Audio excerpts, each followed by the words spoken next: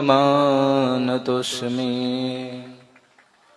काषायं यज्ञसूत्रं शुचिवपुषि तथा चोर्ध्वपुण्ड्रं च भाले।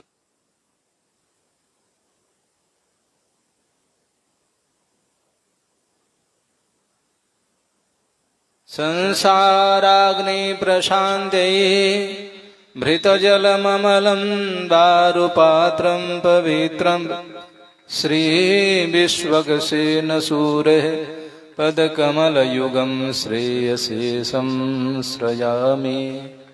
बोलिए श्री गुरुदेव भगवान की, श्री वेद भगवान की। श्रीमन्नारायण नारायण नारायण श्रीमन्नारायण। लक्ष्मी नारायण नारायण नारायण लक्ष्मी।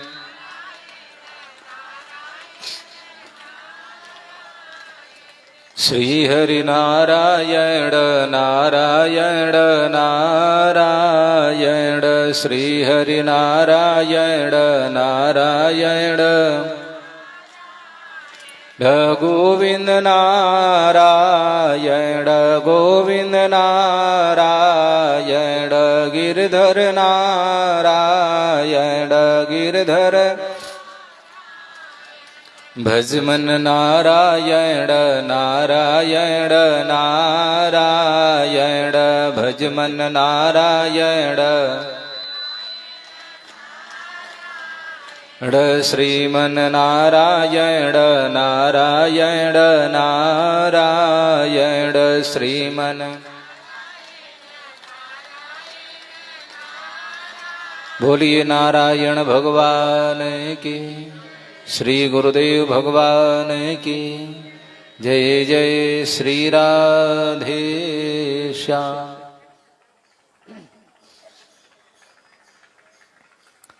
परम मंगलमय परात्पर अखिलेश्वर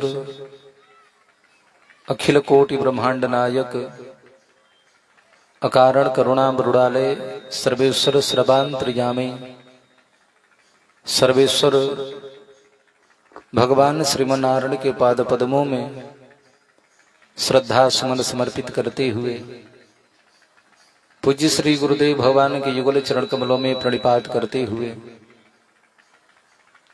बैठ करके कथा श्रवण लाभ ले रहे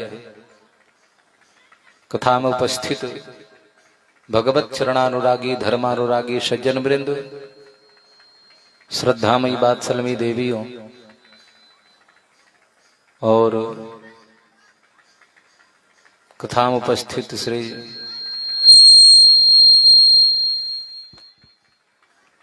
ददन सिंह जी एवं श्रद्धालु भक्त वृंद, उनको बैठाए पहले पानी पिलाई ले करके। बोलो गोविंद भगवान की। तो आइए प्रभु की पावन चर्चा का लाभ हम सभी लोग लें, श्रवण लाभ लें। कल ही चर्चा हो रही थी, जीवन बहुमूल्य है। संतों का मत ये है, जिसने क्षण का उपयोग किया है, सदुपयोग किया है, उसका जीवन संवर गया है, जीवन सुंदर बन गया है। परंतु समय का जो दुरुपयोग किया है, बाद में पश्चाताप, केवल दुख और अफसोस ही हाथ लगा पड़ा है। अभी पता नहीं चलता है, समय निकल जाने के बाद में तब पता चलता है।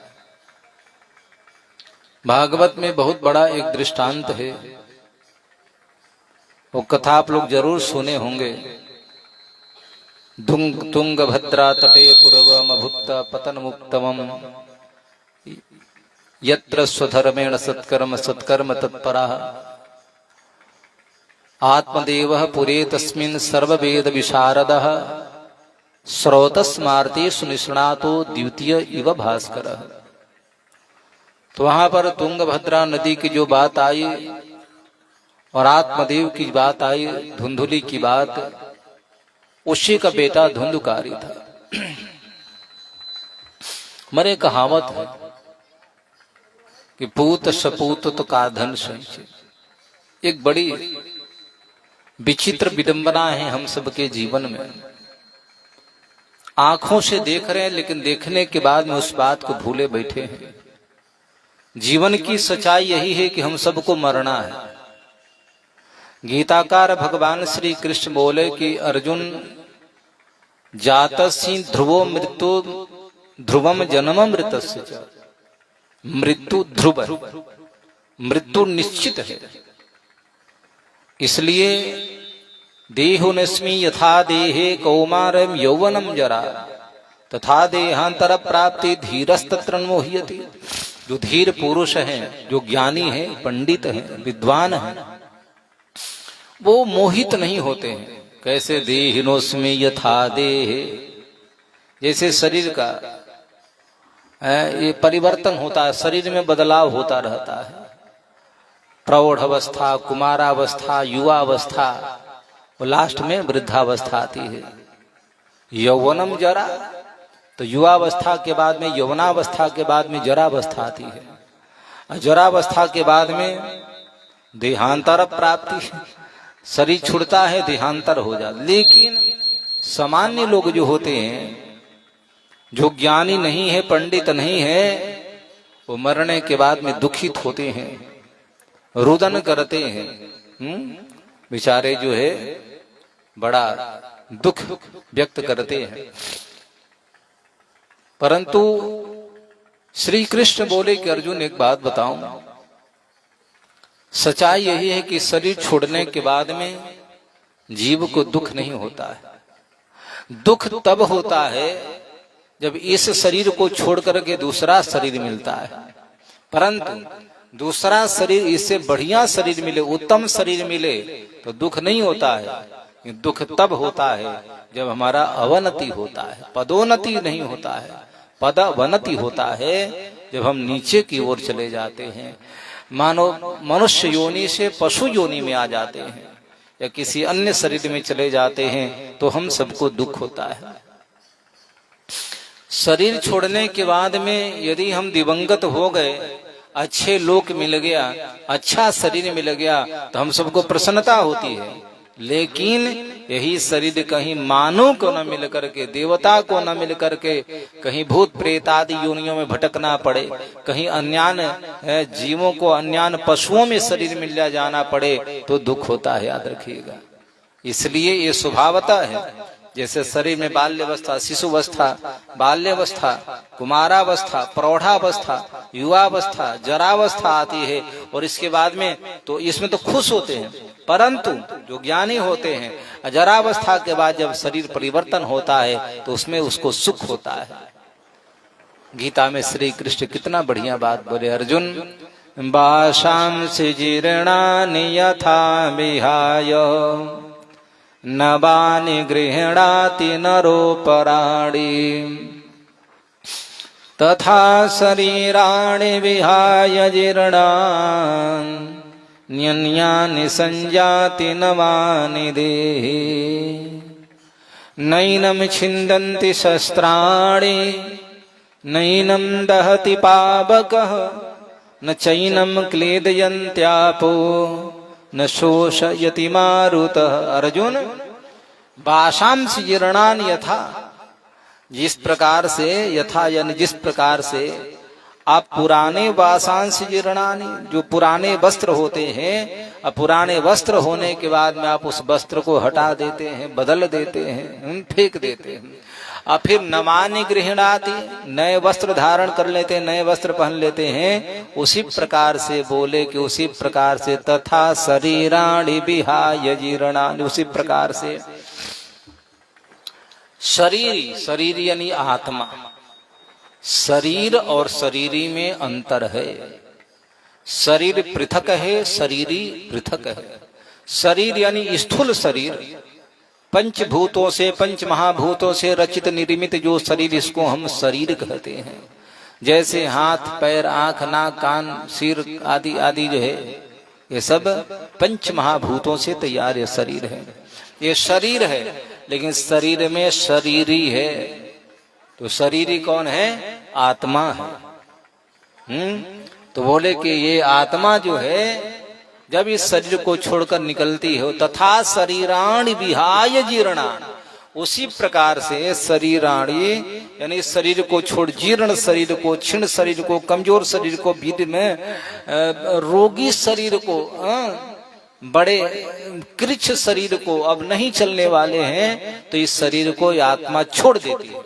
तथा शरीराणि विहाय जीर्णान्, जीर्ण शरीर को, अब काम करने लायक नहीं है, ऐसे शरीर को शरीरी छोड़ देती है। अन्नवानि गृह्णाति नरो पराणि नन्यानि संजाति नवानि देही। वो जीवात्मा जो है देही, जीवात्मा दूसरे शरीर को धारण करता है। एक बात कहूं, आपके शरीर के ऊपर से यदि कोई वस्त्र हटा दे, वस्त्र छीन ले, अंगोछा रखे, अंगोछा छीन ले और लेकर चल दे, आप बड़े चक्कर पड़े, बड़ा बदमाश आदमी था यार, अच्छा का अंगोछा था, लेकर चला के हम क्या करेंगे।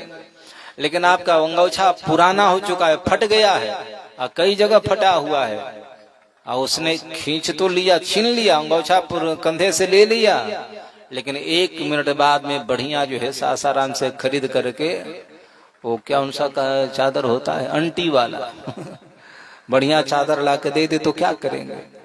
एक सूती अंगोछा 100 रुपया के छीन लिया, 500 रुपया के चादर लाकर तुरंत दे दिया, तो अब खुश होंगे कि दुखी होंगे? बोले कि बड़े खुश होंगे भैया, है ना।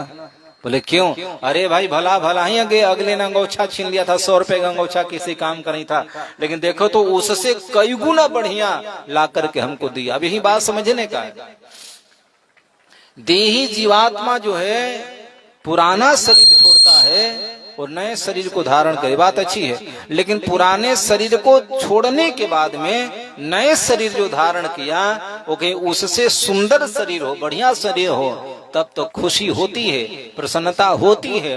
लेकिन अब यही बात है, अंगोछा अगले ने छीना है, लेकिन उससे सुंदर अंगोछा और कीमती अंगोछा दे दे तो आप खुश हो जाएंगे। लेकिन वो छीना जो था, हमारा अंगोछा में तो एक ही 2 जगह फटा हुआ था, थोड़ा सा पुराना था, लेकिन छीनने के बाद में उससे भी पुराना अंगोछा दे दे और उससे भी कई गुना ज्यादा फटा है वो दे दे तो क्या करेंगे? आप और ज्यादा दुखित होंगे। देखो भाई, है ना, इससे तो अच्छा मेरा ही अंगोछा था, लेकिन हमारा अंगोछा ले लिया और उससे भी फटा हुआ अंगोछा दे दिया, आप दुखित होंगे। उसी प्रकार से देही जीवात्मा जो है एक शरीर को छोड़ता है, दूसरे शरीर को धारण करता है, लेकिन अब बोले कि दूसरा शरीर कौन सा मिलेगा? तो हम लोग यहाँ शरीर की तैयारी कर रहे हैं, आप भी तैयारी कर रहे हैं, हम भी तैयारी कर रहे हैं। यानी कर्मों के माध्यम से आप अच्छे कर्म कर रहे हैं, सुंदर कर्म कर रहे हैं, हित के काम कर रहे हैं, भलाई के काम कर रहे हैं, किसी के बढ़िया काम कर रहे हैं, तो समझो कि यही आप नए अंगोछा, नए मकान, नए जो है शरीर की तैयारी कर रहे हैं। लेकिन अब आप अच्छे काम नहीं कर रहे हैं, लोगों को दुखित कर रहे हैं, छीना झपटी हत्यारा का काम करते हैं, चोरी का काम कर रहे हैं, छिनैती के काम कर रहे हैं, और उस स्थिति में यानी कि कर्म आपके खराब हो गए। तो कर्म खराब हो गया तो फिर आपका शरीर भी प्रारब्ध बढ़िया थोड़ी बनेगा। कर्म के अनुसार जो है प्रारब्ध का निर्माण होता है। नियतम कुरु कर्मत्तम कर्म ज्यायो ह्यकर्मणः, भगवान नारायण ने यहाँ पर कहा कि अर्जुन कर्म करो, लेकिन तत्किम कर्मणि घोरी माम नियोजिस केशव। अर्जुन यहाँ भी कहा कि प्रभु तो फिर घोर कर्म में हमको क्यों लगा रहे हैं? तो कहने का भाव मेरा ये है कि प्रारब्ध जो है, भाग्य जो होता है, वो कर्म के आधार पर होता है। जो जस करहि सो तस फल चाखा, जो जस करहि कर्म प्रधान विश्वर चिराखा, कर्म प्रधान विश्वर चिराखा। जो जस करहि सो तस फल चाख। यह कर्म ही प्रधान, एक बात याद रखिएगा। ना कोई किसी को सुखी कर सकता है, ना कोई किसी को दुखी कर सकता है, ना कोई किसी को आगे बढ़ा सकता है, ना उसको पीछे ढकेल सकता है, न किसी को कोई मार सकता है, न कोई किसी को बचा सकता है। और ये बात भागवत के 7वें स्कंध में चर्चा आई है। भगवान स्वयं यहाँ पर शुकाचार्य महाराज वर्णन करते हैं। इंद्रस्यार्थी कथम दैत्यान नवधीत विषमो यथा। परीक्षित ने प्रश्न पूछा कि प्रभु, ब्रह्म तो सम है, ब्रह्म में समता होनी चाहिए, सबका सुहृद है ब्रह्म परमात्मा, सबका हितैषी है, परंतु ये ब्रह्म जो है, भगवान जो है, पक्षपात कब से करते हैं? क्योंकि मैं कई बार देखा हूं, आपने बताया कि भगवान अवतार लेकर के आए और दैत्यों को वध किया, भगवान ने देवताओं का रक्षा किया, तो दैत्यान वध, दैत्यों का हत्या क्यों किए, देवताओं को बचाए क्यों? तो वहां सुखदेव जी बड़ी स्पष्ट किए हैं कि देवताओं का रक्षा भगवान ने किया उनके कर्म के अनुसार पर, और दानवों को भगवान ने मारा उनके कर्म के अनुसार पर। अब कोई पूछा है कि भाई राम जी को रावण ने क्यों मारा? क्यों मारा तो सब जानते हैं क्यों मारा। अच्छा, पूछा जाए कि बढ़िया किया खराब किया, तो बढ़िया ही किए। बढ़िया किए राम जी ने रावण को मार करके। अच्छा, कृष्ण ने कंस को मारा, बढ़िया किए कि ठीक किए? खराब किए? बोले बढ़िया किए। शायद कंस नहीं मरा होता तो धर्म कर्म आदि आदि नहीं हो पाते। संतों ने मिलकर के राजा वेन को नहीं मारे होते। हन्यता हन्यता में सह पाप प्रकृति दारुणम। यदि संतों ने मिलकर के राजा वेन को नहीं मारे रहते तो आज धरा की स्थिति क्या होती पृथ्वी का? हम और आप कहाँ होते? तो लगता है कि हिरण्याक्ष से, जैसे भगवान ने हिरण्याक्ष को मार दिया, बड़ा भगवान, नमः तस्मै बराहाय लीलयोद्धरते महिम खुरमध्यगतो यस्य मेरुः खड़खड़ायते। भगवान बराह जो है, यानी कि ब्रह्मा जी के नासिका से भगवान प्रकट हो गए। अब ब्रह्मा भी आश्चर्य की, देखो तो ये नासिका छिद्र से ये छोटा सा शुक्र, छोटा सा अंगुष्ठ, बहुत छोटा, इतना छोटा सा बड़ा था, और देखने में ब्रह्मा के साथ में अन्य देवता भी खड़े हैं, ऋषि लोग, बहुत बड़ा बड़ा हो गया। बोले मेरो खड़खड़ायते। उस बड़ा भगवान के हम नमस्कार करते हैं जो इतने विशाल काया वाले हैं, बड़े हैं कि सुमेरु पर्वत भी उनके पैर के गसाव में खन खन खन खन खन करके बजने लगा। महाराज जरा विचार करो। लेकिन यहाँ भगवान बराह ने आकर के और हिरण्याक्ष का वध कर दिया। तो जरा सोचो, हिरण्याक्ष क्यों मारा गया? क्योंकि पृथ्वी जो है सर्वजन हिताय की दृष्टि से है। ये पृथ्वी आपकी नहीं है, ये पृथ्वी हमारी नहीं है, ये पृथ्वी किसकी है? परमात्मा की, याद रखिएगा। ये पृथ्वी भगवान की है। दो सरकार है, एक ऊपर में सरकार है, एक नीचे में सरकार है। तो ये नीचे वाली सरकार तो नहीं लेती है, आवश्यकता पड़ी तो। क्या पता रिंग रोड निकालना हो कि हाईवे निकालना है कि कौन सा रोड निकालना है, तो सरकार ले लेगी। भाई भला ही आपको मुआवजा वगैरह दे दे, पैसा वगैरह दे दे। लेकिन एक सरकार और है, इससे ऊपर जो सरकार जिसको हम भगवान कहते हैं, अनंत ब्रह्मांडों का नायक जो है, उनकी धरती है। लेकिन भगवान ने जो धरती बनाई, भगवान ने पृथ्वी को भेजा कि जाओ भाई सबकी सेवा करना तुम। लेकिन अब यहाँ पर हिरण्याक्ष ने हरण कर लिया, तो फिर क्यों? तो हिरण्याक्ष के कर्म खराब थे, याद रखिएगा। उसने बढ़िया नहीं किया। दूसरी बात है कि देवताओं से लड़ जाए, इंद्र से लड़ जाए, वरुण से लड़ जाए, सबसे, तब भगवान बोले कि चल भाई, तो घोर अत्याचार कर रहा है। तब नारद के प्रेरणा से भगवान आए, उसका उद्धार किए। मेरे कहने के भाव देखो, आज हम सुखी हैं अपने वजह से हैं, और आज हम दुखी हैं तो हम अपने वजह से। इसमें किसी का कोई योगदान नहीं है। हमारे कर्म अच्छे हैं, हम ठीक हैं, कर्म खराब हो जाएंगे, वही हमारे जो प्रशंसक थे सो अप्रशंसा करने लगेंगे। जो हमारे चर्चा प्रशंसा करे तो बुराई करना प्रारंभ कर देंगे। और वही बेचारे जो है आज जयकारी लगाने वाले कल जो है मुर्दाबाद कहने लगते हैं। कब? हमारे कर्म अच्छे थे तो सब कुछ बढ़िया हुआ, लेकिन कर्म खराब हो गया तो हमारे मित्र भी शत्रु हो जाते हैं। इसलिए कर्म प्रधान विश्वर चिरा। अरे जरा सोचे, आप स्वस्थ हैं, हाथ पैर आंख कान नाक दिल दिमाग सब काम कर रहा है, लेकिन एक ऐसे ही आपका भाई हो सकता है, पड़ोसी हो सकता है, बगल के गांव वाला हो सकता है कि बेचारे जन्मांध होते हैं, सुन नहीं पाते, कोई गूंगा है, कोई बोल नहीं पाता है। यह है क्या बताओ, यही तो कर्मों का है मामला। हम एक बार एक संत जी किसी की मठिया हड़प लिए, कब्जा कर लिया। बहुत बड़े महात्मा थे और थोड़ा सा ये बवालियों का साथ था उनका, गुंडे बवालियों का। लेकिन भाई न्याय तो न्याय है, कहते सत्यमेव जयते, सत्य की जीत होती है। मामला लेकर के न्यायालय तक पहुंच गया, वकीलों को सहायता से लेकर के। जज बड़ा बुद्धिमान था, धार्मिक था, वो महात्मा जी बड़े लिखे थे। वो भी सोचे कि अब तो भाई कटघरा में खड़े हो गए, अब पता नहीं क्या होगा। लेकिन सोचे देखे जज बड़ा धार्मिक था, तो महात्मा ने सोचा क्यों, गलती तो थी उसकी, सारा गलती उसी की थी, लेकिन भाई तो समय करा देता है। अब सोचा कि चलो भाई हम तो जज को खरीद लेंगे, ये वो फलान ढेकान सब ही है हमारे। परिणाम ये हुआ कि जज जो जजमेंट सुनाने वाला था, तब तक महात्मा जी का चौपाई सुनाए जज को, गलती तो साबित हो गया। अब तो भाई सजा होने वाली थी, तो संत जान गए कि मैं बचने वाला अब नहीं हूं।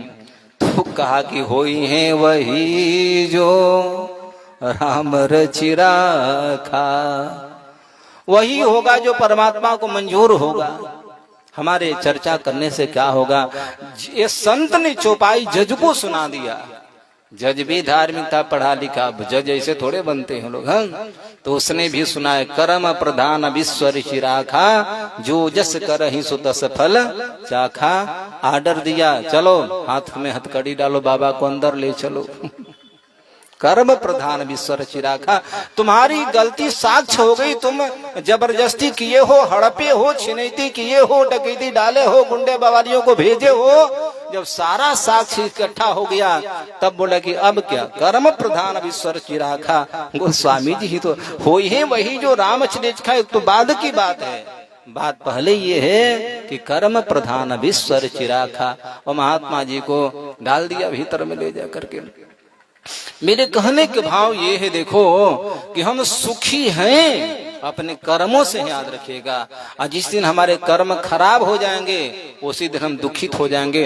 कोई प्रशंसा कर रहा है, हमारे सद्गुणों को लेकर कर रहा है, और जिस दिन हम बुरे कर्म करने लगेंगे उस दिन हमारी कोई प्रशंसा नहीं करेगा, शिकायत करना प्रारंभ कर देंगे। इसलिए कर्म प्रधान है। तो कहने का भाव मेरा ये है, इसलिए कर्म, जब यहाँ शुकाचार्य जी ने कहा है कि देवताओं परीक्षित हिरण्याक्ष अपने कर्म की वजह से मारा गया। राजा भी न यष्टव्यम न दातव्यम न होतव्यम द्विजाह क्वचित, ये जो बात कहा तो अपनी ही वजह से धर्म के साथ खिलवाड़ करने लगा, धर्म को हनन करने का प्रयास किया, धर्म को समाप्त करने का प्रयास किया, इसलिए धर्म ही उसको समाप्त कर दिया। तो कहने के भाव मेरा ये है, देखो कि हम दुखी तब होते हैं, तब कब, बोले कि तथा शरीराणि विहाय जीर्णान्यानि संजाति न मानि देहि। ये जीवात्मा जो है, शरीर जो है छोड़ने के बाद शरीर, वैसे तो आत्मा को दुख नहीं होता, जहां भेजो वहां चला जाए, लेकिन मन को जो कष्ट होता है इसलिए होता है कि हमको ये इतना सुंदर शरीर मिला है और कर्म के अनुसार अब बढ़िया शरीर मिल जाए, तो शरीर छूटने के बाद में लोग महोत्सव मनाते हैं, आनंद मनाते हैं, खुशी मनाते हैं। लेकिन हमारा शरीर बढ़िया न मिल करके बड़ी कहीं प्रेत का मिल जाए, शरीर भूत का मिल जाए, कहीं पशुओं का योनि में, सर्प योनि में चले जाए तो दुख होता है। अब कहें कि बढ़िया शरीर कैसे मिलेगा, तो कर्म बढ़िया करना प्रारंभ कर दें। कर्म सुंदर होगा, कर्म अच्छा होगा तो हमारे शरीर भी बढ़िया मिलेगा। इसलिए जिसको हम भाग्य कहते हैं, भाग्य नाम का यदि कोई चीज है तो कर्म है, याद रखिए। प्रारब्ध कहें, भाग्य कहें, भैया हमारे प्रारब्ध में क्या है, बोले कि ये लिखा पड़ा है। भाग्य में क्या है, बोले कि ये लिखा है, बोले कि ऐसा क्यों, बोले कि ऐसा इसलिए हुआ है। इसलिए भाई मेरे कर्म बढ़िया करना चाहिए। हम तो कई बार कहते हैं बोया पेड़ बबूल का तो आम कहाँ से हो। बबूल के वृक्ष पर आम के फल थोड़े होते हैं, नहीं आ सकता है। बबूल के नीचे तो कांटा ही कांटा होता है। इसलिए कर्म सदैव सुंदर होना चाहिए। असुंदर कर्म है तो सुने हैं कि कर भला तो हो भला, कर बुरा तो हो बुरा। बुरा करेंगे तो भला नहीं हो सकता है। इसलिए अब कहें कि महाराज अभी पता नहीं चलता, ये भी बात सही है। ये मौका, ये अवसर, ये समय जो मिला पड़ा है हमारे लिए, ये अभी समझ में नहीं आता है। कब आएगा? जब समय हाथ से छूट जाएगा, निकल जाएगा, तब बाद में पश्चाताप होगा। बोले कोई प्रमाण है? धुंधुकारी को आत्मदेव ने बड़ा समझाया, बेटा ऐसा नहीं करना चाहिए। ये क्या कर रहे हो? ब्राह्मण होकर मदिरा पान कर रहे हो, ब्राह्मण होकर चोरी कर रहे हो, ब्राह्मण होकर गणिकाओं को रखे पड़े हो। राम राम, ये सब काम ब्राह्मणों का है क्या? तो बेटा ने कहा कि मेरी मर्जी भैया, मैं स्वतंत्र हूं, हमारी अपनी तरीका है जीवन जीने के लिए। जैसे आज के बच्चे कहते हैं पिताजी आप हमारे जीवन में दखला अंदाजी क्यों दे रहे हैं? मेरा भी कोई सिस्टम है, कोई तरीका है, मेरी भी कोई इच्छा है, मेरे को पता है कि हमको अपना जीवन किस तरह से जीना है। आज के बच्चे कह देते हैं। धुंधकारी भी कहा था ये हमारी निज मामला है, आप इसमें क्यों पड़े हो, हमारी जो इच्छा सो करेंगे। आत्मदेव जी बोले कि ठीक है बेटा, कोई बात नहीं, अब जाएं तो कहाँ जाएं। इसलिए मैं कहता हूं, हमने जो सोचा था ना कि हम विवाह करने के बाद में सुखी हो जाएंगे, संतान संतति होने के बाद सुखी हो जाएंगे, बेटा होने के बाद सुखी हो जाएंगे, ये हमारे भूल है, याद रखिएगा। जीवन में यदि दुख होता है तो आशा ही, आशा के कारण याद रखिएगा, आशा ही परम दुखम नैरास्यम परमम सुखम। जीवन में सुखी होना चाहते, सदैव सुखी रहना चाहते हैं, तो मैं कई बार कहता हूं ये सास जो है ना, ये उम्मीद छोड़ दो कि बहुएं सेवा करेंगे। सेवा करे तो बड़ी अच्छी बात है, लेकिन उम्मीद मत रखो, ऐसी भावना मत रखो कि हम बेटे की विवाह करूंगी या करेंगे और बेटा जब बहू लेकर आएगा तो बहू हमारी सेवा करेगी। पिताजी सोचे हैं कि चलो भैया, हालांकि पूरक है, मैं ये नहीं करूंगी बेटों की सेवा नहीं करना चाहिए, लेकिन पिताजी पहले सोचे कि मैं बुजुर्ग हो जाऊंगा तो बेटा मेरी सेवा करेगा। बस यही दुख का कारण है, याद रखना। व्यक्ति दुखी कब होता है? हमने उम्मीद कर लिया और उम्मीद पूरा नहीं हो पाया, आकांक्षा पूरी नहीं हो पाई, मैंने आपसे जो एक उम्मीद रखे था पूरा नहीं किया तो दुख हो जाएगा।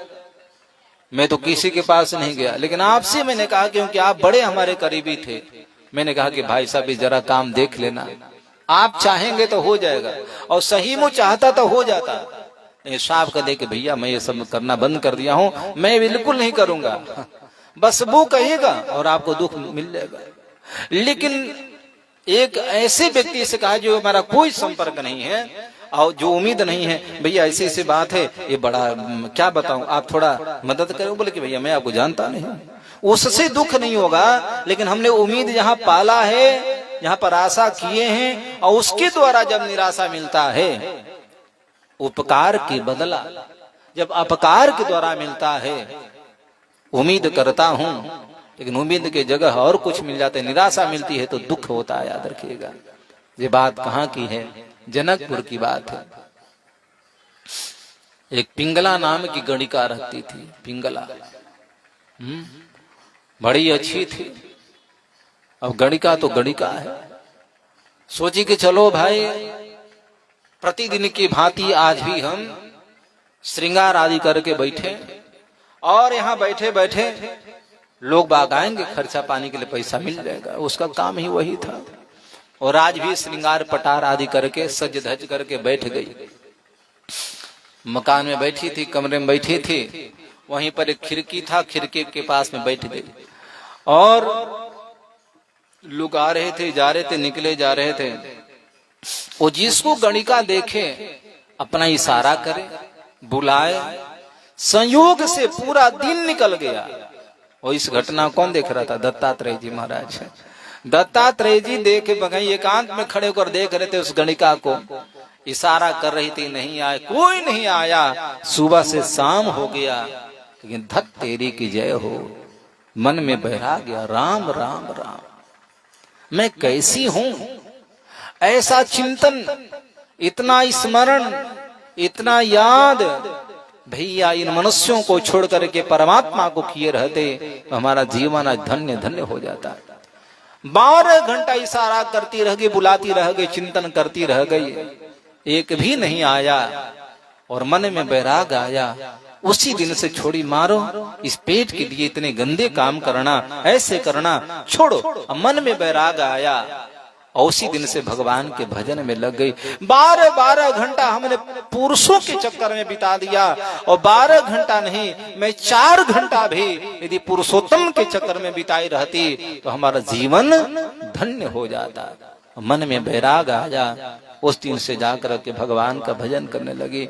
तो आशा ही परमम दुखम, नैराश्यम परमम सुखम। एक बात याद रखना, जीवन में दुख का कारण यदि कोई है तो आशा है। आशा किसी से मत करो, उम्मीद किसी से मत करो, किसी से मत सोचो कि हमारी जयकारी लगाएगा, इच्छा होगी तो लगाएगा, नहीं इच्छा तो मत लगाएगा। भाई उसका भाव होगा तो हमारी हमको सम्मान करेगा, और नहीं तो नहीं करेगा। इसलिए तो हाँ, एक काम करें, हम दूसरे को आदर करें, हम दूसरे को प्रतिष्ठा दें, हम दूसरे को आदर सत्कार सेवा करें। और जब करेंगे तो भी मेरा कोई ना कोई तो करेगा, क्योंकि भैया कर भला तो हो भला, जो बोएंगे वो मिलेगा, हमको जरूर मिलेगा। तो ऐसा कहाँ है कि मैं सेवा करूंगा और हमारी सेवा नहीं होगी। आज कारण यही है, यज्ञ भी होता है ना, तो बताने वाला ये सुना तो ईंटा लिया हो जैसे हो जाए, ईंटा रख दे, ये सुन फलानमा, क्या बात है, 4 बोझा पतेल लिया, तो कोई पतेल ला दे, कोई बांस कर दे, कोई पेंट लगा दे, कोई कुछ कर दे, कोई कुछ कर, सुंदर चंदा में गिला हो जा। अरे भैया तुम भी कुछ कर लो, वहां पतेल लगा बैठे हैं लोग, खिलाई पिलाई, ये चलो झाड़ू मारो। अरे कोई तो झाड़ू मार रहा है, कोई पत्तल उठा रहा है, कोई बांस ला रहा है, कोई पतलो ला रहा है, कोई छप्पर छा रहा है, कोई सफाई कर रहा है। भले आदमी थोड़ा तुम भी कर लिया करो। तुम नहीं करोगे, केवल आदेश करोगे तो उसी में कोई ना कोई होगा, बा रे बा तो यहाँ लाट साहब बनल बड़ा का, खाली पर से लेके घूम रहे हैं, बहुत मालिकाना कर रहे हैं आप, बस हो गया भाई। कहने के भाव ये है कि हम करें, इसलिए दोगे किसी की सेवा को उम्मीद मत करो। ये लोग बड़ी चालाक होती है। हमने पूछा, बोले महाराज क्या बताऊं, आपकी कृपा से सब कुछ ठीक है, लेकिन लइकवे खराब बा। काहे भाई? बोले कि हमार बातें नहीं मानत, मेहरनुए की बात मानता। ये कौन सी खराब है? एक माता से पूछे सब ठीक था, बोले स्वामी सब ठीक है, भगवान की कृपा से कोई कमी नहीं है, रुपया पैसा और खाने की कोई कमी, जमीन जायदाद की, लेकिन एक ही चीज गड़बड़ है। और आपकी कृपा से बताऊं क्या, दामाद भी बड़ा बढ़िया मिला है, और एक नहीं 3 दामाद ठीक मिले हैं। वो दामाद कैसे हैं, क्या करते हैं? बोले महाराज एक रेलवे में है, एक मास्टर है, एक पोस्ट ऑफिस में है। कि अच्छा ठीक है, तो हमने कोई खाने पीने का नहीं, कोई कमी नहीं है। अरे महाराज दामाद तो इतने हीरा हैं इतने अच्छे हैं, कितने अच्छे हैं? बोले कि जैसे महीना पाते हैं, पैसा मिलता है, वो सारा का पैसा लाकर हमारे लड़की के हाथ में दे देता है। पूरा पैसा हमारा दामाद हमारे बेटी के हाथ में दे देता है। कितना बढ़िया दामाद है। भगवान करे सबका दामाद ऐसे ही मिले। लेकिन लइकवा बड़ा बदमाश बा। वो कहे भाई, जब से शादी के पहले तो सारा पैसा हमको ही देता था, लेकिन शादी जब से हुई है, घर में आई है पुत्र वधू, और ऐसे मंत्र पढ़ी है कि उस दिन के बाद में 1 भी रुपया नहीं देता है, सारा का सारा रुपया अपने मेहरानू के दे देता है, उसको दे देता है। दामाद बड़ा अच्छा है, क्योंकि दामाद सारा पैसा बेटी को दे देता है, तो दामाद बहुत अच्छा है। और बेटा बहुत खराब है, क्योंकि बेटा सारा पैसा अपने पत्नी को दे देता है। होता है ना? आप तो यही चाहते हैं, मैंने दामाद ठीक है कि बेटी के पैसा दे दे, तो फिर बेटा क्यों खराब है? वो भी अपनी पत्नी को पैसा नहीं देगा तो आपको देगा क्या? उसको भी अपनी पत्नी को देना चाहिए। लेकिन यहाँ दुख की बात यह है कि हम दामाद से, हम बेटा से उम्मीद करते हैं, आकांक्षा, उम्मीद, लेकिन आकांक्षा की जगह जब उपेक्षा होने लगती है तब फिर हमको दुख होता है। इसलिए भाई मेरे, आशा ही करना बंद कर दो। बेटा ठीक है, पढ़ेगा लिखेगा अपना कमाएगा, भगवान की इच्छा होगी तो सेवा करेगा, और नहीं तो कोई बात नहीं है। बेटी है, बहू घर में आई है, मर्जी होगी तो करेगी।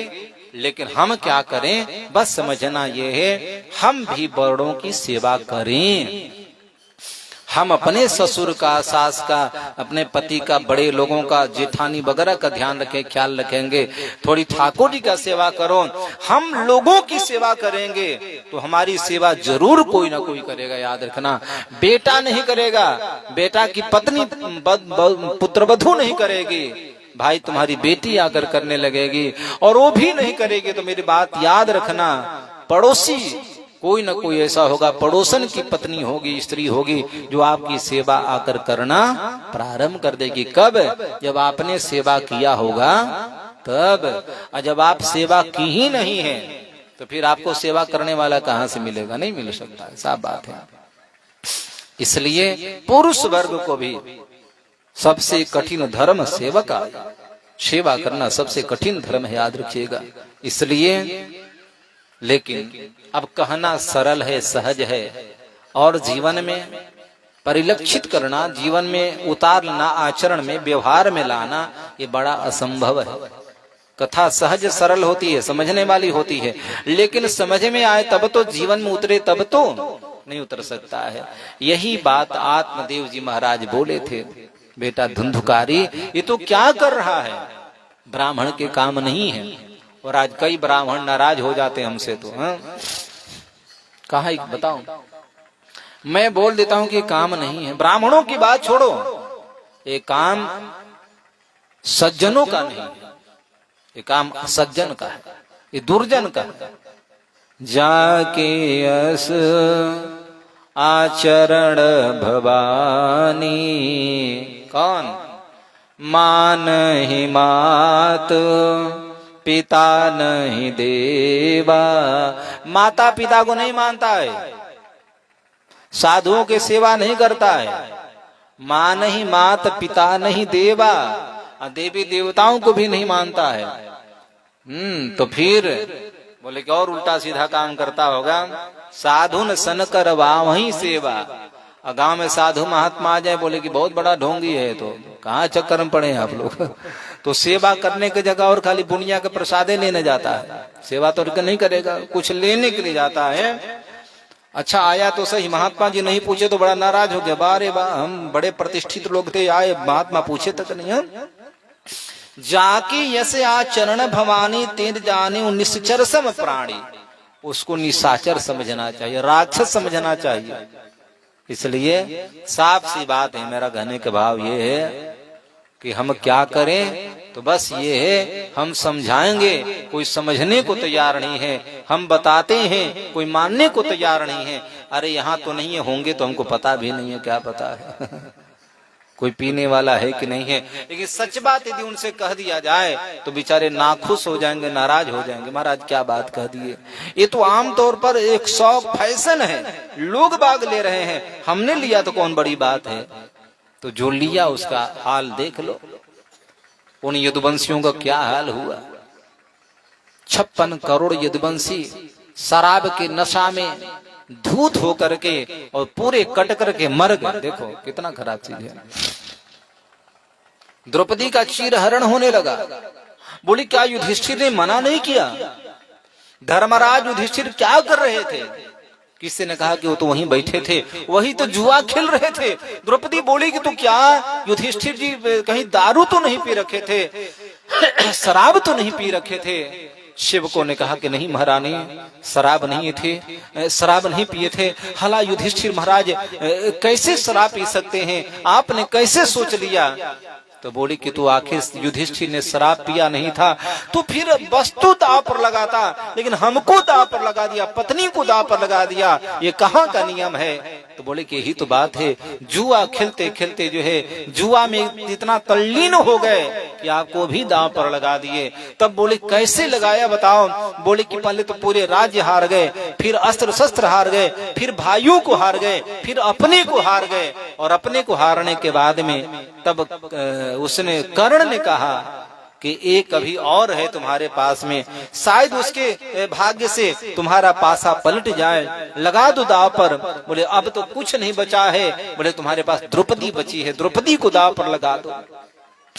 कर्ण ने इशारा किया, दुर्योधन ने कहा, और युधिष्ठिर महाराज ने महारानी आपको ही दाव पर लगा दिया।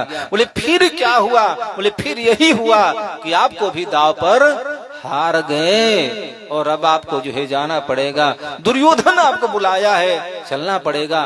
कितनी बढ़िया बात द्रौपदी बोली कि जरा बताओ सेवक, जाकर कहना युधिष्ठिर से कि जिस युधिष्ठिर ने स्वयं को बाजी पर लगाया था, जो युधिष्ठिर स्वयं हार गया, तो हारा हुआ व्यक्ति दूसरे को बाजी पर कैसे लगा सकता है?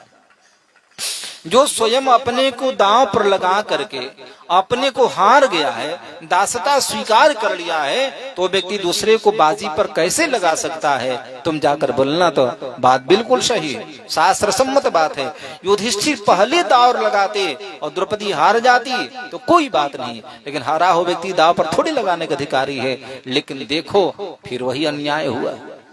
कहने का भाव मेरा ये है, शराब बड़ी बेकार चीज है, जुआ बड़ा बेकार चीज है। युधिष्ठिर जैसा व्यक्ति जो है अपने पत्नी को दांव पर लगा दिया। हम तो आजकल के लोगों की बात क्या कहो, आजकल के लोग जमीन बेच दे कौन बड़ी बात है, जायदाद बेच दे, संपत्ति बिखेर डाले कौन बड़ी बात है।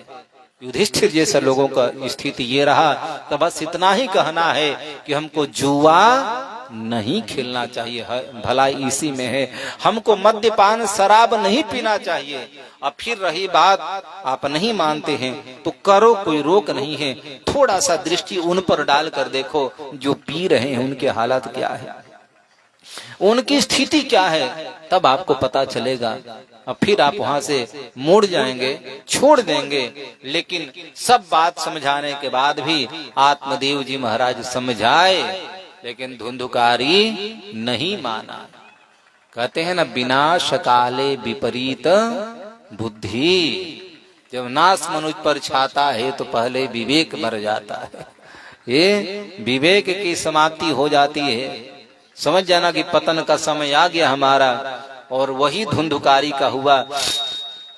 लास्ट में आत्मदेव बोले कि मैं कहाँ जाऊं, गोमे तिष्ठा, मैं कहाँ रहूं, हमारा घर तो नरक बना दिया। तब बेटा गोकर्ण ने कहा कि पिताजी क्या बात है, किसके लिए रो रहे हो? कौन संपत्ति, कैसी ममता, कौन पत्नी, कौन किसका बेटा? मोह एवं ही कारणम, ये कौन किसका बेटा? धुंधुकारी आपका बेटा? नहीं पिताजी छोड़ो, अज्ञानम परदर्शितम। गोकर्ण जी महाराज ने ऐसा उपदेश दिया है कि आत्मदेव को ज्ञान हो गया। बोले बेटा क्या करूं? तब वहीं पर जाकर गोकर्ण गीता कहा गया है। गोकर्ण जी महाराज ने श्लोक बोले, उपदेश दिए हैं, पिताजी अपना कल्याण चाहते हैं तो धर्मं भजस्व सततं त्यज लोक धर्मान, सेवस्य साधु पुरुषान् जहि काम तृष्णाम्, अन्यस्य दोष गुण चिंतनमाशु मुक्त्वा, सेवा कथारसमहो नितरां पिबत्वम्।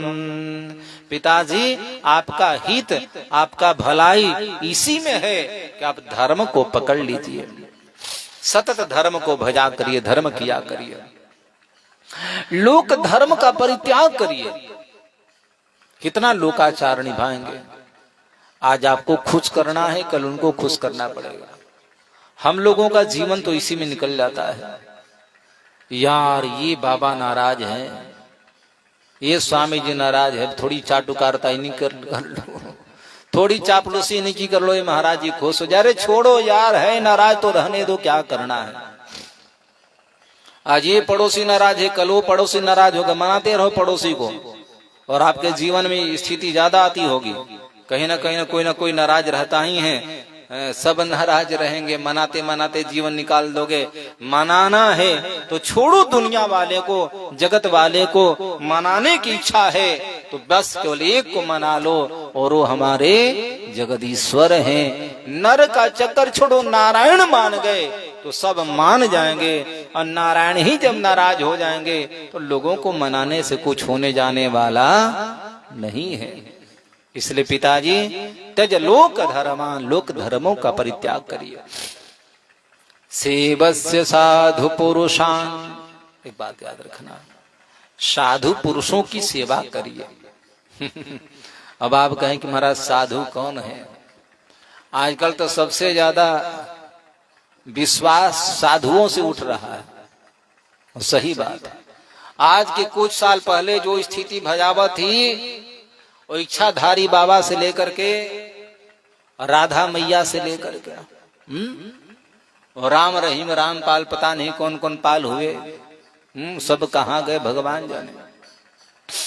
वो उसी समय आस्था टूट गई, उसी समय श्रद्धा कम हो गई। तो फिर आप कहें कि ऐसे साधु की बात करते हैं जिनके इर्द गिर्द में खाली बवालिया लोग हैं, खाली जो है गुंडा माफिया लोग हैं, और ऐसे लोग उनकी बात बोले कि नहीं नहीं नहीं, एक बात, यदि साधु होगा तो उसके पास में सज्जन लोग होंगे, उसके करीब अच्छे लोग होंगे।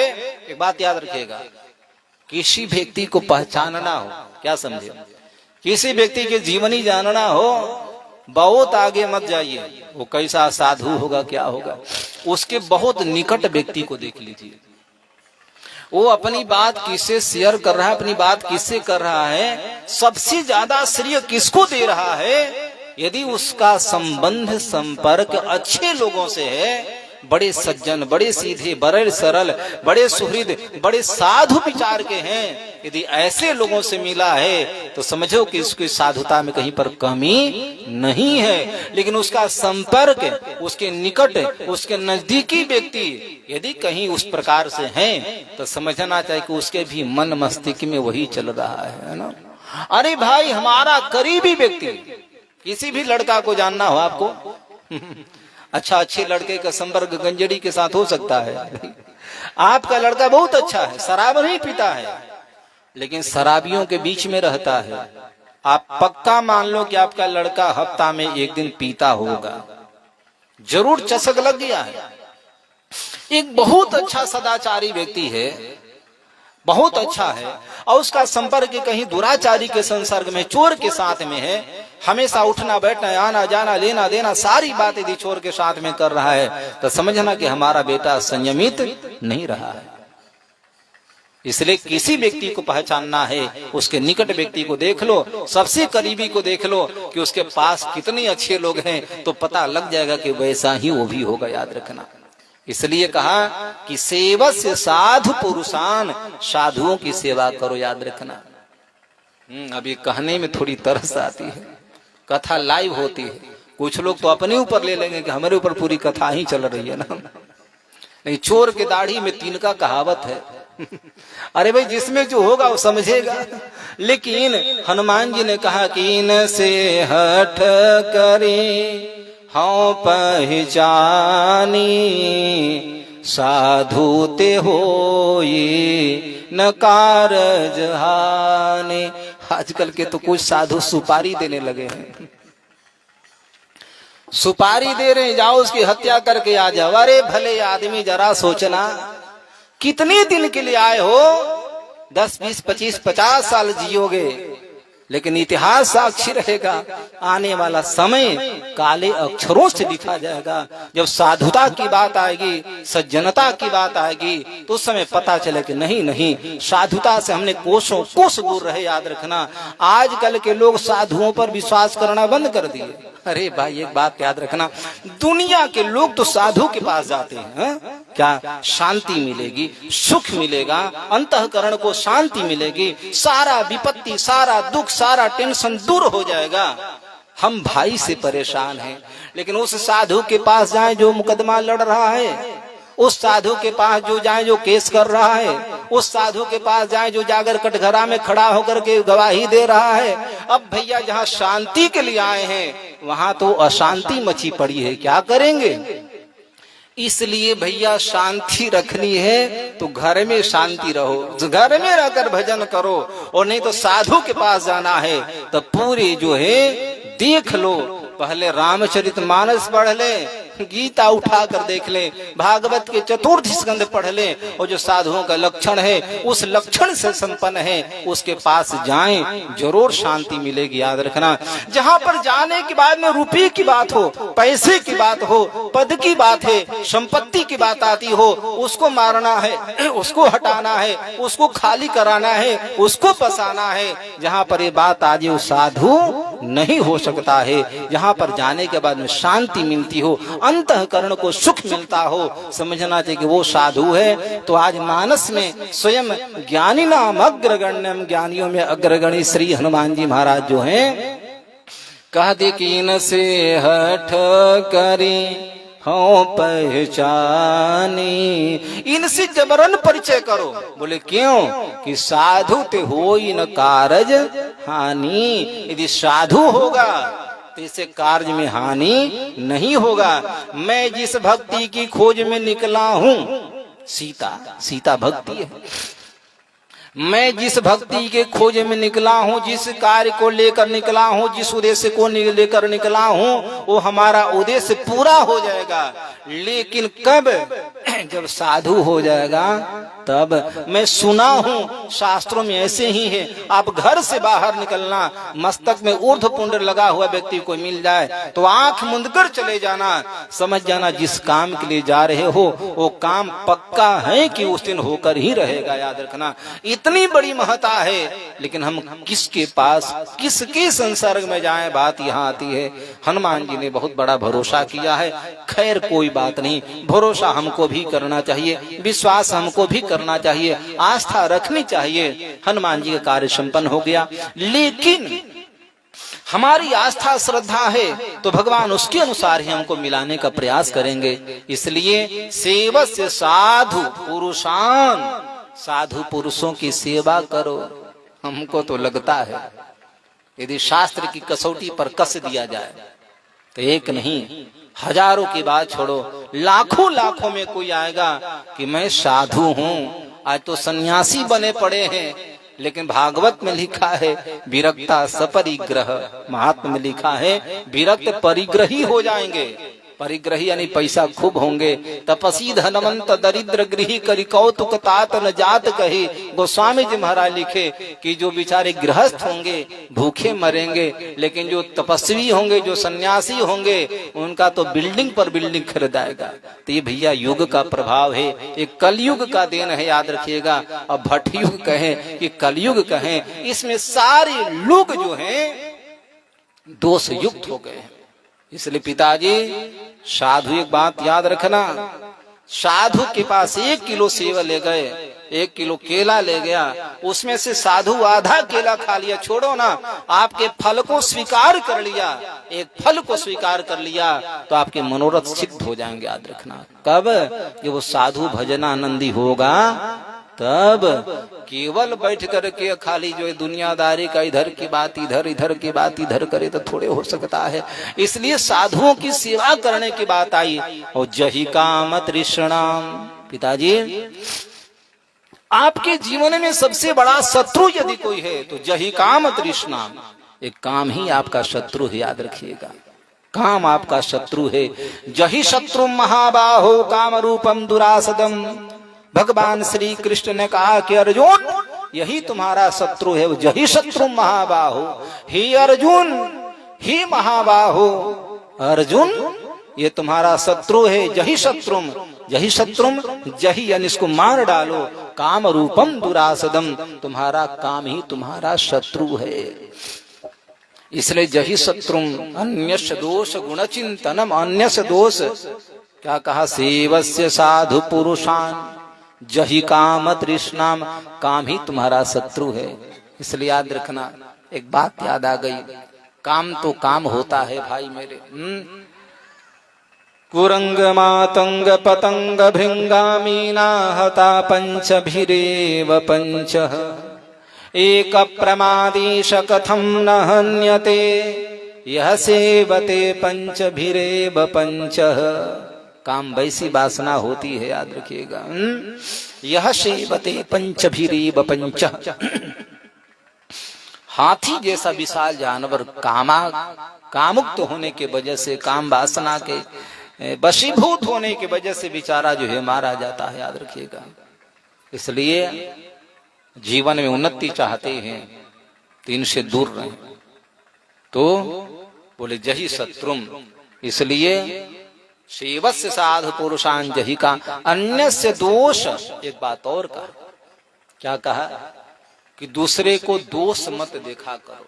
लेकिन स्वाभाविक है भाई, दोष दिख ही जाता है। दूसरे का दोष भी न देखो, दूसरे का गुण भी मत देखो। एक बात कहूं, उसका दोष उसके लिए होगा, उसका गुण उसके लिए होगा।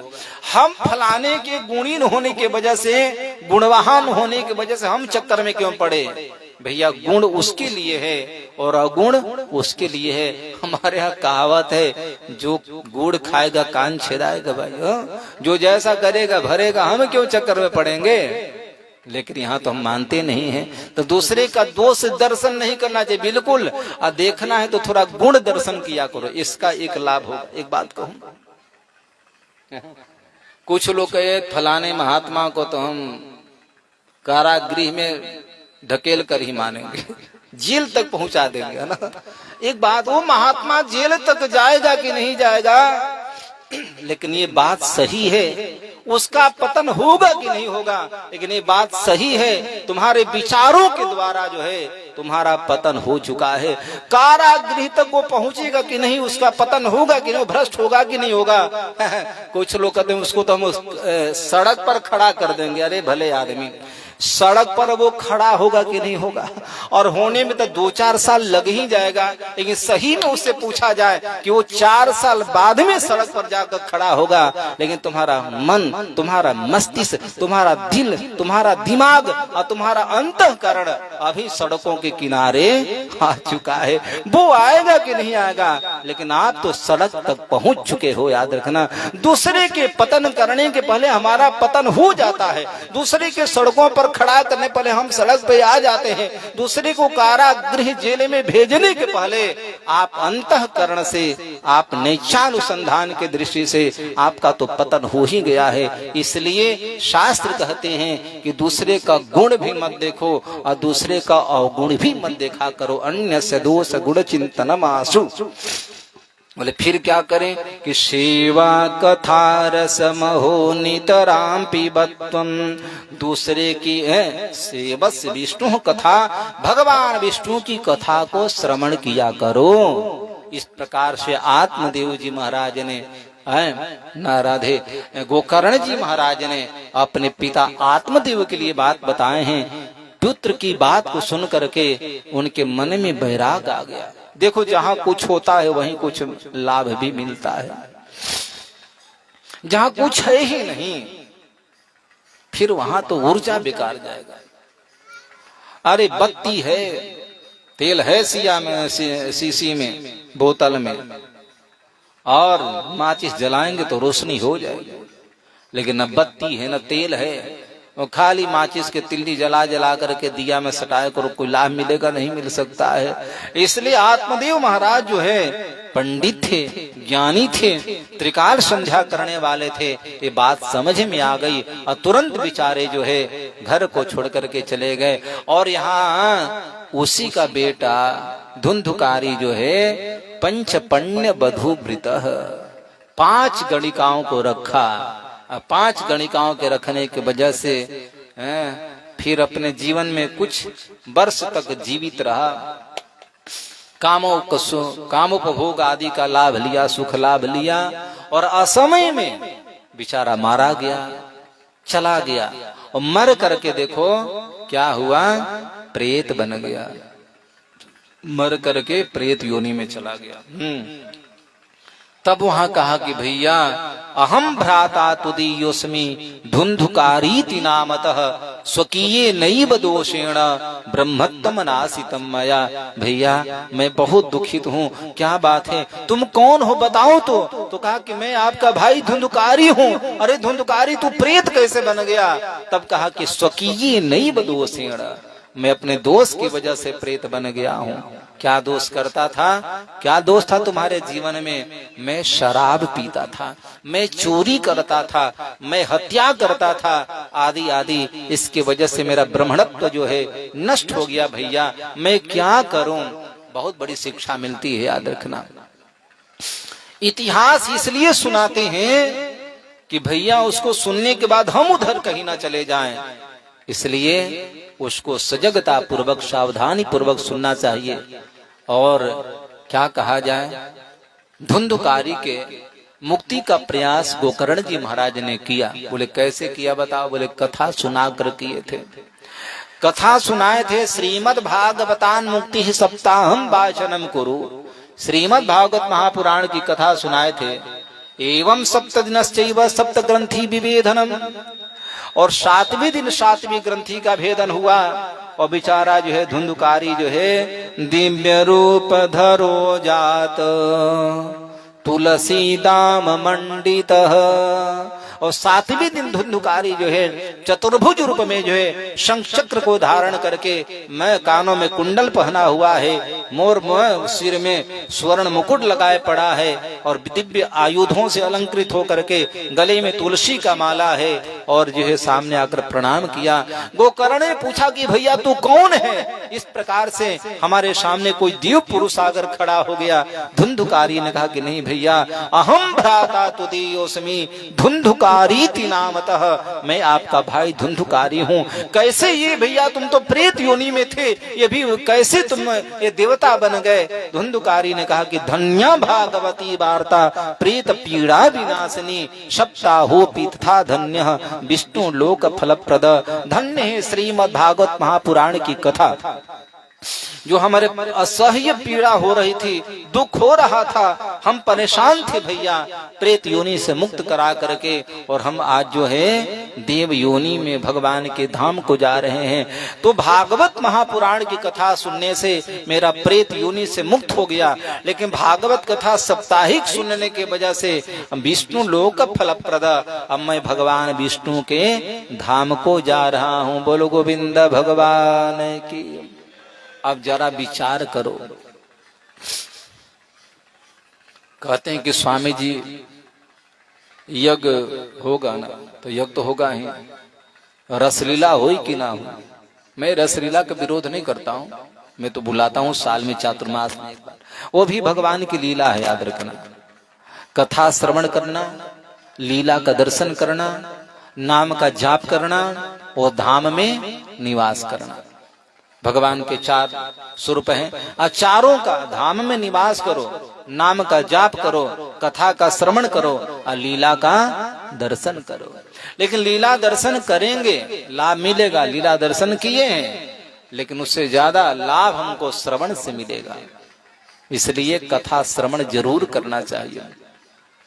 यज्ञ की यात्रा होगी 21 तारीख को, जल यात्रा होगी, 22 से यज्ञ प्रारंभ होगा, 26 को पूर्णाहुति होगी और हनुमान जी की प्रतिष्ठा होगी। लेकिन उसके मध्य में होने वाली जो कथा है, हमसे वंचित न रह जाए, कथा से हम कहीं वंचित न रह जाए, छूट न जाए कथा, इस बात का ख्याल जरूर रखना। बोले क्यों? पता है कथा नहीं सुन पाएंगे तो मरने के बाद में सुनना पड़ेगा। कोई कहा कि एक काम करो, बोले क्या? माई तो मरिए गई बड़ी, बाबू मुहतरन तो दोनों के लिए चला गया, मैं बैठा देवे के माई मर गई है और बाबू अब पता नहीं, कुछ तो बड़ा टाइम ले लेते हैं मरने में। अब बच्चा परेशान है कि माई जल्दी चलिए, बाबू जाते नहीं खाना, अब मरे तो दोनों को इकट्ठे बैठा दें। हम और क्या पता भैया मेरे, माई तो पहले मर गई, बाबू बचे, अब गया में जाकर बैठाना चाहे बैठेंगे तब तो, गया में जाएंगे तब तो। हमसे तो कई लोग है कि स्वामी जी गया में जाकर बैठा कर आ गया हूँ। कहीं भले आदमी तुम ले गए हो, लेकिन जाए तब तो, अभी गए ही नहीं है तो इनकी मुक्ति मिलेगी कहाँ से? तो बोले कि तो फिर क्या करें? कहीं घर में लोग बोले कि स्वामी जी गया हो कराए त्रिपिंडी के ये श्राद्ध कर दिए, सब भोज भंडारा करा दिए, तो वो कोई फायदा नहीं हुआ, क्या करें? तब हम लोग कहते हैं गया से आओ तो भागवत का पाठ जरूर कराओ, भागवत की कथा जरूर कराएं। बोले फिर क्या होगा? जो पिताजी दादाजी परदादाजी परदादाजी आदि नहीं गया गए होंगे तो उनको कथा सुना दो, और कथा सुना देंगे तो घर में बैठे बैठे उनको मुक्ति मिल जाएगी। बुझाइए? इसलिए जीते जी कथा सुन लो, और नहीं तो मरने के बाद में पता नहीं लड़का सोचन कि 2 लाख रुपया हुई तब न कथा सुनावल जाई। ये माई के पंडाले पंडित जी पुरोहित जी फलान ढिकान दब दक्षिणा कहाँ से आएगा? तो कथा सुनाएंगे कि नहीं सुनाएंगे भी बड़ी समस्या है, उतना पैसा होगा तब तो। इसलिए बेटा कथा सुनाएगा मरने के बाद में, वो गया में ले जाएगा और हमारी मुक्ति दिलाएगा। घर में भागवत कथा करा करके छोड़ो चक्कर, हमको अपने से मुक्ति बनानी है। बेटा कथा सुनाए या ना सुनाए, हम कथा रोज सुनाते हैं। कितने बजे से? 5:30 बजे से 6:30 बजे तक। फिर जब यज्ञ प्रारंभ हो जाएगा तो उसमें तो 5-6 घंटा कथा होगी, और उस कथा को सुनेंगे, जरूर हम सबको लाभ मिलेगा। बोलो गोविंद भगवान की। श्लोकार्धम श्लोक पादम बा। तो आप कहेंगे महाराज पूरी कथा कहाँ सुना रहे हो? कभी 2 बात यहाँ के तो 2 बात वहां के। बात सही है, तो अभी तो प्रवचन कर रहा हूँ, कथा कहाँ सुना रहा हूँ। और कथा जब भागवत की कथा होगी तो हम भागवत में ही बोलेंगे। अभी तो पूरा दौड़ लगा रहा हूँ गीता से, मानस से, भागवत से। और जब अनुष्ठानिक कथा होगी तो केवल कथा सुनाई जाएगी। वो कथा हम लोग 20 तारीख से सुनेंगे। आज 17 पूरा हुआ, 18, 19, 20 गईल माघ 2 दिन बाकी बा। तो 2 दिन की बात और है, 2 दिन में भागवत कथा सुनेंगे। बोल गोविंद भगवान की। श्रीमनारायण नारायण नारायण श्रीमन